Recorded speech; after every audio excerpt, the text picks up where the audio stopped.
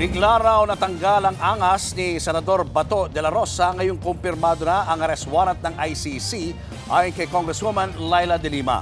Habang si Vice President Sara Duterte naman, ginit na mali ang ginagawa ngayon kay Bato. Narito ang Frontline Report. Kung hindi nakatakbo, baka naaresto na kahapon ng NBI si Senator Bato de la Rosa. Muntikan nang mangyari sa kanya ang nangyari rin kay dating Pangulong Rodrigo Duterte. Sabi ni Vice President Sara Duterte, mali ang ginagawa ngayon kay Bato. Mali yan. Tulad ng ginawa nila kay dating Pangulong Rodrigo Duterte, mali din yun. No? Dahil ang isang warrant of arrest galing sa labas ng Pilipinas, hindi issued by a Philippine court, should be presented in a Philippine court. Ganyan din ang pananaw ng pinsan ni VP Sara na si Congressman Harold Duterte. Kinundin na niya ang tangkang pag-aresto kay Bato. Sabi naman ni ML Party List Representative Laila de Lima, nasaan na ang angas ni Bato? Partikular sa nag-viral video ng kanyang pagtakbo para hindi maaresto. Ang dati raw matapang na PNP chief, ngayon ay mukha nang nakakaawa. Nakakatawa and at the same time nakakaawa din. Kasi dapat alam niya yan. And he took the risk of going there. Hindi tuloy maiwasang balikan ni De Lima ang naburang tapang ni Bato sa kanyang hamon noon kay dating Senator Antonio Trillanes IV. Banat ni De la Rosa noon. Go ahead, make my day, Mr. Trillanes. Sabihan mo, sige ka lang, ngak dyan ng ICC. Sige, go ahead. Kahit sumama ka pa, mag-serve ng warrant.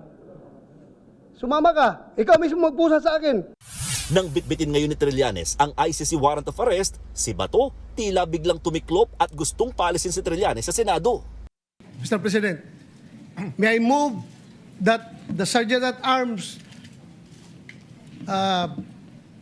remove these people from the vicinity of the Senate. He is part of the harassment, Unless Mr. he President. is part of the harassment. So Kasama niya. You gave me that answer. Siya ang nagawa sa NBI na harangin ako dito. Sabi ni Trillanes, sinusunod niya lang naman ang hiling noon ni Bato. Personal request ni Bato na samahan ko daw yung pag-aarestuin siya.